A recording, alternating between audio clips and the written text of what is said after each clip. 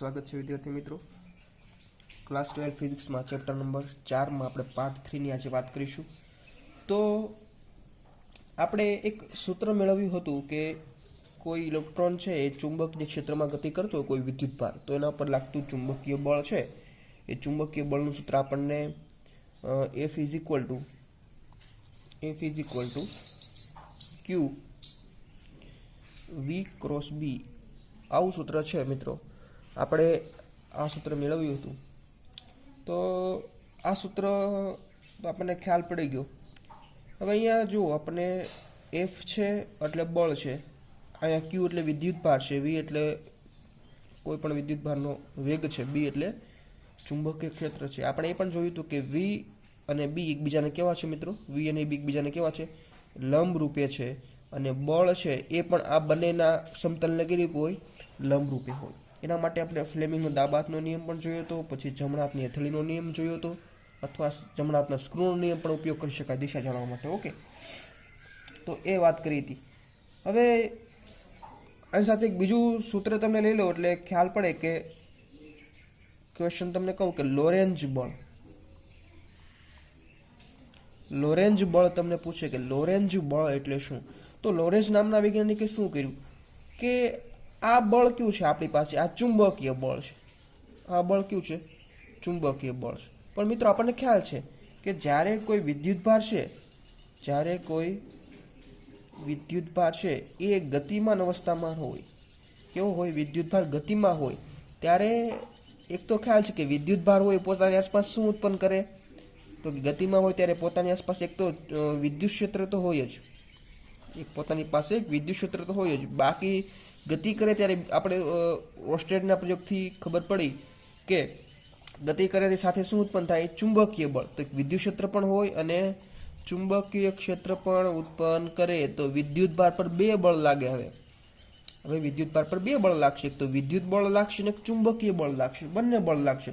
તો કે વિદ્યુત બળ કેટલું, તો કે આપણે વાત કરીએ વિદ્યુત બળ, તો કે વિદ્યુત બળ આપણને ખબર છે F = QE, F = QE, આને ઇલેક્ટ્રિક બળ કહી દઉં FE। ઓકે, આ સમીકરણ નંબર 1 આપી દઉં। ચાલો, આવી રીતે ચુંબકીય બળ આપણને પણ ખ્યાલ છે, વિદ્યુતભાર પર ચુંબકીય બળ F એમ કહી દઉં, કેટલું છે, તો કે અહીં ચુંબકીય બળ Q V × B। હવે વિદ્યુતભાર પર બે બળ લાગે છે, તો કુલ બળ જોતું હોય તો વિદ્યુતભાર પર લાગતું કુલ બળ, વિદ્યુતભાર પર લાગતું કુલ બળ, તો આ બંને બળનો કેવો કરીએ, સરવાળો કરીએ, તો કુલ બળને હું F કહી દઉં, તો એક આ electric force plus magnetic force બંનેનો બળનો શું કરો આપણે સરવાળો કર્યો, બંને ઇક્વેશન લખીએ। અહીંયા શું છે, QE છે, આનું શું ઇક્વેશન છે, Q V × B। ઓકે, જો આ બંને સૂત્ર તો લખી દીધા, બંનેમાં કોમન શું છે, તો કે વિદ્યુતભાર Q કોમન છે, તો Q કોમન કાઢીએ, E + V × B, E + V × B, F = તો આપણને બળનું આવું સૂત્ર મળ્યું। બળમાં આપણે શું કર્યું, બંને વિદ્યુતભાર પર લાગતું કુલ બળ, વિદ્યુત બળ અને ચુંબકીય બળનો આપણે શું કર્યું, સરવાળો, એમાં Q કોમન કાઢ્યો। તો મિત્રો આ જે સૂત્ર મળ્યું આને કહેવાય લોરેન્જ બળ। શું કહેવાય, લોરેન્જ ફોર્સ અથવા લોરેન્જ બળ। ઓકે, તો લોરેન્જ બળનું સૂત્ર ખાસ યાદ રાખવાનું છે, આ ઘણી વખત આપણે દાખલામાં એક્ઝામ્પલમાં યુઝ કરીશું। ઓકે, સિમ્પલ છે, બંને બળને આપણે શું કર્યા, ભેગા કર્યા, તો વિદ્યુતભાર પર લાગતું કુલ બળ આપણને મળી ગયું છે, એમાં Q આપણે કોમન કાઢ્યો। ઓકે, તો આપણે આ લોરેન્જ બળનું સૂત્ર છે। ચાલો પછી ચુંબકની વાત તો કરી, ચુંબકીય ક્ષેત્ર ઉત્પન્ન થાય છે, પણ ચુંબકીય ક્ષેત્રની કે વ્યાખ્યા આપણે જે લખી નથી। ચાલો, ચુંબકીય ક્ષેત્રની વ્યાખ્યા પણ જોવી હોય તો આપણી પાસે સૂત્ર તો આ જ છે। ચાલો, આ સૂત્ર પરથી આપણે વાત કરીએ તો આમાંથી આ રીતે લખાય, અહીં ઉપર લખું છું ચુંબકીય ક્ષેત્ર અને એકમ પણ જોઈ લઈએ એનો સાથે, તો ચુંબકીય ક્ષેત્ર અને એનો એકમ પણ સાથે જોઈ લઈએ। તો પહેલા જો આ સૂત્રનું લખું છું F બરાબર, આ ક્રોસ પ્રોડક્ટને દૂર કરું તો શું આવશે, QVB sin θ। આમાંથી મારે B ને કરતા બનાવવો છે, તો B બરાબર શું થાય, F/QV sin θ। એફના છેદમાં ક્યુ વી સાઇન થીટા. ચાલો મારે હવે ચુંબકીય ક્ષેત્રની બીની વ્યાખ્યા જોઈએ છે. તો આ સૂત્રમાં ધારો કે ક્યુ બરાબર 1 કુલમ હોય, પછી વી બરાબર 1 મીટર પ્રતિ સેકન્ડ હોય અને થીટા બરાબર 90 ડિગ્રી હોય, તો શું થાય? ધારું છું હવે, ધારો કે આવું હોય તો ક્યુ બરાબર 1 કુલમ છે, વી બરાબર 1 મીટર પ્રતિ સેકન્ડ છે, સાઇન 90 ડિગ્રી એટલે 1 થયા, તો આપણને બી બરાબર મળે એફ. બી બરાબર મળે એફ. તો આના પરથી વ્યાખ્યા આપવું થોડુંક સરળ પડી જાય કે જો ક્ષેત્રને 90 ડિગ્રી એટલે શું થાય? લંબરૂપે ને, લંબરૂપે એકમ વેગથી ગતિ કરતા એકમ મૂલ્યના વિદ્યુત ભાર પર લાગતા બળને ચુંબકીય ક્ષેત્ર કહે છે અથવા ચુંબકીય બળ. ઓકે, ચાલો વ્યાખ્યા આપી શકીએ તો કે એક તો 90 ડિગ્રી છે એટલે ક્ષેત્રને લંબરૂપે, પછી શું છે? એકમ વેગથી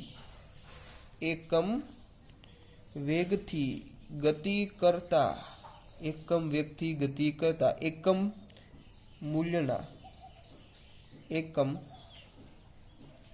મૂલ્યના વિદ્યુત ભાર પર લાગતા આ એફ શું છે? ચુંબકીય બળ. લાગતા ચુંબકીય બળને તે બિંદુ આગળનું ચુંબકીય ક્ષેત્ર કહે છે. ઓકે, શું કર્યું આપણે? વ્યાખ્યા આપી કે ક્ષેત્રને લંબરૂપે એકમ વેગથી ગતિ કરતા એકમ વિદ્યુત ભાર પર લાગતું ચુંબકીય બળ તે બિંદુ આગળ ચુંબકીય ક્ષેત્ર દર્શાવે છે. હવે આ તો વાત કરી દીધી. એકમ તરફ જવું હોય તો એકમની વાત કરી લઈએ. ચલો, એકમ તરફ જવું છે અને પારિમાણિક સૂત્ર પણ જોઈ લઈએ. ઓકે, ચલો બી બરાબર આપણને ખ્યાલ છે. બી બરાબર હમણાં સૂત્ર શું કીધું? એફના છેદમાં ક્યુ વી સાઇન થીટા. ચાલો, એફ એટલે બળ છે, બળનો એકમ શું થાય? ન્યૂટન થાય. ચાલો, છેદમાં વિદ્યુત ભાર એટલે કુલમ, તો કુલમ લખી નાખ્યું. વેગ છે એટલે મીટર પ્રતિ સેકન્ડ લખી નાખું. અને સાઇન થીટા એનો કાંઈ એકમ હોય નહીં, ત્રિકોણમિતીય વિધેયનો કોઈ એકમ હોય નહીં. આવો એકમ આપણને મળ્યો. તો જો કુલમ પ્રતિ સેકન્ડ એટલે એમ્પિયર થાય. ઓકે, ન્યૂટન કુલમ પ્રતિ સેકન્ડ એટલે શું થાય? એમ્પિયર થાય. એમ્પિયર ઇન્ટુ આ મીટર, તો શું થયું? ન્યૂટન. આ એમ્પિયર ઉપર જાય તો ampere inverse, metre inverse. Okay, તો આ રીતે આપણે એનો એકમ મળી ગયો. Newton, ampere inverse, metre inverse. Okay, આનો હજી એક એકમ છે. આ તો આપણને એકમ ખ્યાલ પડી ગયો. હજી એક એકમ છે મિત્રો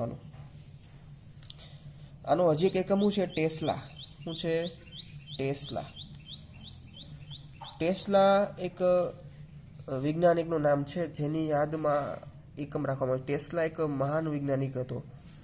ટેસ્લાના એ વૈજ્ઞાનિક ઉપરથી એક હોલિવૂડ મૂવી પણ બનાવવામાં આવ્યું છે.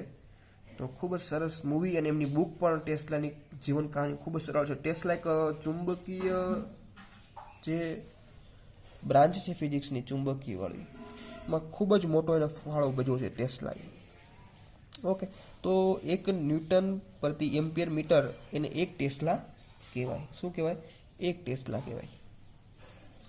ચલો, આ તો વાત કરી દીધી. પછી આનું પારિમાણિક સૂત્ર પણ જોઈ લેજો. પારિમાણિક સૂત્ર જોવું હોય તો અહીંયા જો ઉપર ન્યૂટન છે. ન્યૂટન એટલે શું થાય? mlt-2 છેદમાં એમ્પિયર છે. એમ્પિયર એમનમ, અને અહીંયા શું છે? એ મીટર છે. મીટર એટલે લંબાઈ.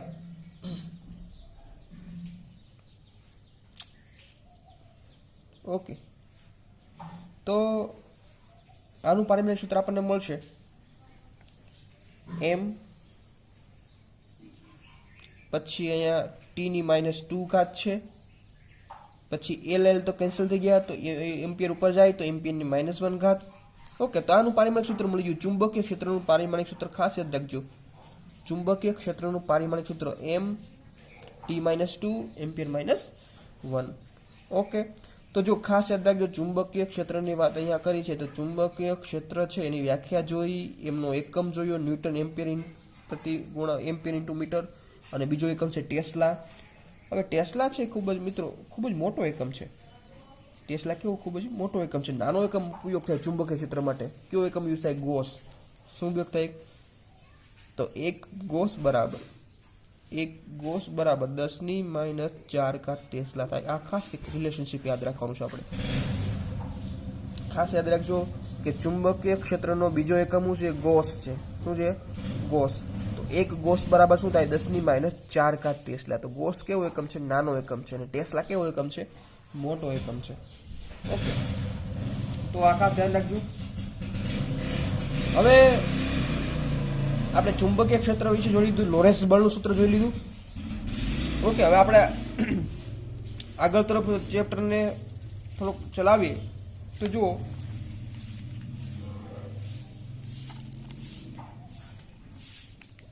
એક આપણે સરસ મજાનું બીજું સૂત્ર સાથે મેળવી લઈએ. તો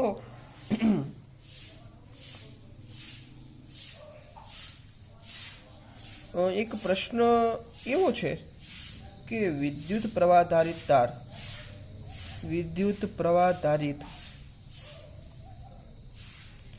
તાર પર લાગતું ચુંબકીય બળનું સૂત્ર મેળવો. હવે કોઈ વિદ્યુત પ્રવાહધારિત તાર છે, તાર ઉપર ચુંબકીય બળનું સૂત્ર કેવું હોય એ આપણે અહીંયા જોવાનું છે. ઓકે, તો હું જો તાર છે, એક આપણે વિદ્યુત તાર તો જોયું હોય ઇલેક્ટ્રિસિટીમાં કરે, વાયરિંગ બોર્ડમાં કેવું હોય, ખૂબ જ નાનું હોય, પણ આપણે એને સમજવો છે, એને એક્સપ્લેન કરવો છે, એને તારને કેવો લઉં છું? થોડુંક મોટો લઉં છું. ઓકે, તો અહીં તારને મેં નળાકાર ટાઈપ તાર હોય આપણી પાસે ઘરે, તો નળાકાર ટાઈપને હું કર્યું છું? મેં ઝૂમ કરીને અહીંયા દોર્યો છું. ઓકે, નળાકાર ટાઈપ આપણો તાર છે, વિદ્યુત તાર. ઓકે, હવે જો આ એમની વચ્ચેની અક્ષિસ છે. હવે જો આ વિદ્યુત તાર છે, આ હું એક્સ દિશા કહી દઉં, આ છે વાય દિશા, અને આ હું કહી દઉં ઝેડ દિશા. ઓકે, ઝેડ દિશામાં ચુંબકીય ક્ષેત્ર છે. આપણે ડાબા હાથનો અંગૂઠાનો નિયમ વાપરીએ તો જો ફ્લેમિંગના ડાબા હાથનો નિયમ, તો અહીંયા આ શું છે? પેલી આંગળી ચુંબકીય ક્ષેત્ર, તેને ઉપર રાખીએ તો આ બાજુ આપણને મળે વિદ્યુત પ્રવાહ, અને આ બાજુ મળે આપણને વિદ્યુત પ્રવાહ, અને એક્સ દિશામાં આપણને શું મળે? આ એક્સ દિશામાં આપણને શું મળે? બળ મળે. ઓકે, અંગૂઠો શું દર્શાવે? બળ દર્શાવે. પેલી આંગળી દર્શાવે ચુંબકીય ક્ષેત્ર, અને આ બીજી આંગળી દર્શાવે વિદ્યુત પ્રવાહ. ઓકે, તો આપણને શું મળશે? એફ મળશે. ઓકે, તો આપણને ખબર છે. અને ધારો કે વાહકતાની લંબાઈ હું લઈ લઉં એલ. આ વાહકતાની લંબાઈ કેટલી છે? એલ લંબાઈ છે. ઓકે, હવે જુઓ, વિદ્યુત પ્રવાહ આપણને આ દિશામાં મળે છે. વિદ્યુત પ્રવાહ આ દિશામાં મળે છે, અને વિદ્યુત પ્રવાહ આપણને ખ્યાલ છે કે વિદ્યુત પ્રવાહ કઈ દિશામાં મળે? ઇલેક્ટ્રોન જે દિશામાં ગતિ કરતો હોય એની વિરુદ્ધ દિશામાં આપણે વિદ્યુત પ્રવાહની દિશા ગણીએ છીએ. તો ઇલેક્ટ્રોન કઈ દિશામાં ગતિ કરતો હશે? વિદ્યુત પ્રવાહ દિશામાં લઈ જાય. ઇલેક્ટ્રોન કઈ દિશામાં ગતિ કરતો હશે? આ દિશામાં. તો વીડી વેગ, ઇલેક્ટ્રોનનો વેગ કઈ દિશામાં હશે? આ દિશામાં. ઓકે, હવે જો લંબાઈ આ તરફ છે. હવે આ બાજુ મારે વિદ્યુત પ્રવાહનો ઘટક લેવો હોય તો આ એલ શું થઈ ગયું? આ વિદ્યુત પ્રવાહની દિશામાં ઘટક થઈ ગયો, કારણ કે એલ લંબાઈ છે, વિદ્યુત પ્રવાહ દિશામાં છે. ચાલો, આ આપણને માહિતી મળી ગઈ. આ વાય છે તો માઇનસ વાય થઈ ગયો, આ બાજુ વાય, આ બાજુ માઇનસ વાય. આકૃતિ આપણને ખ્યાલ આવવો જોઈએ. હવે જો આકૃતિ મુજબ હવે ઇલેક્ટ્રોન પર લાગતું મારે બળ જોઈએ છે. ઇલેક્ટ્રોન પર લાગતું બળ, તો ઇલેક્ટ્રોન પર લાગતું બળ આપણને ખ્યાલ છે. હું કહી દઉં ઇલેક્ટ્રોન પર લાગતા બળને હું સ્મોલ એફ કહી દઉં. તો એફ બરાબર ઇલેક્ટ્રોન એટલે શું આવશે? ક્યુની જગ્યાએ માઇનસ ઈ આવશે, અને અહીંયા વીડી ક્રોસ બી એમ લખાય. ઓકે, તો જુઓ માઇનસ ઈ વીડી ક્રોસ બી. અહીંયા આપણે સૂત્ર શું હતું? ક્યુ વી ક્રોસ બી હતું. ક્યુ એટલે અહીંયા વિદ્યુત ભાર, પણ વિદ્યુત ભારની જગ્યાએ આપણે શું લખ્યું છે? ઇલેક્ટ્રોન, એટલે માઇનસ ઈ આવશે. ઓકે, હવે જુઓ કુલ બળ જોતું હોય. ઓકે, કુલ બળ જોઈશું મારે. આ ઇલેક્ટ્રોન પર લાગતું બળ છે. કુલ બળને હું કહી દઉં એફ. કુલ બળને કહી દઉં એફ. ઓકે, એફ બરાબર એન ઇન્ટુ એફ લખું છું. એન શું છે અહીંયા? તો પાછી વાત કરી દો. પાછું એન શું છે? તે કુલ કદ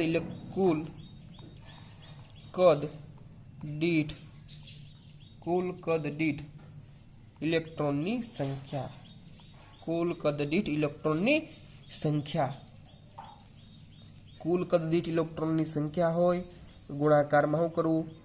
1 ઇલેક્ટ્રોન પર લાગતું બળ કરવું તો મને કુલ બળ મળી જાય. વાહક તાર પર લાગતું કુલ ચુંબકીય બળ આપણને ગોતવું છે. ઓકે, ખાસ ધ્યાન રાખજો. મેં સૂત્ર શું લખ્યું છે? જુઓ, એફ એટલે શું છે? 1 ઇલેક્ટ્રોન પર લાગતું બળ છે. શું છે? 1 ઇલેક્ટ્રોન પર લાગતું બળ છે. મારે તો આખા વિદ્યુત તાર માટે જોઈએ છે, આખા તાર માટે. તો હું કર્યું? મેં ગુણાકારમાં કેપિટલ એન કર્યો. કેપિટલ એન એટલે હું કુલ કદ દીઠ ઇલેક્ટ્રોનની સંખ્યા. ઓકે, આને આમ પણ લખાય. જો કુલ કદ દીઠ ઇલેક્ટ્રોનની સંખ્યા હોય આમ પણ લખાય, સ્મોલ એન એ ઇન્ટુ એલ. એ ઇન્ટુ એલ એટલે શું છે? આ કદ છે. કદ ગુણ્યા એન શું છે? Small n. એકમ કદ દીઠ ઇલેક્ટ્રોનની સંખ્યા. એકમ કદ દીઠ ઇલેક્ટ્રોનની સંખ્યા ગુણ્યા કુલ કદ કરું તો પણ મને આ જ મળે. ઓકે, તો એન બરાબર શું લખાય? આ પણ લખાય. તો એફ બરાબર શું લખું છું? કેપિટલ એનની જગ્યાએ સ્મોલ એન ઇન્ટુ આવી રીતે લખી શકું. ઓકે, ચાલો હવે એફની કિંમત મૂકું છું અહીંથી. તો એન એ એલ, એફની કિંમત કેટલી છે આપણી પાસે? આ માઇનસ ઈ વીડી ક્રોસ બી. ચાલો, આ આપણને ખ્યાલ પડી ગયો. હવે જો એલ છે ને અંદર જવા દઉં છું તો એફ ઇઝ ઇક્વલ ટુ, અને વીડીને બહાર કાઢું છું, એન એ, પેલા ઈને લઈ લો બારો, એન એ ઈ, અહીંયા માઇનસ એલ ને અંદર લઈ લઉં છું, એલ વીડી ક્રોસ બી.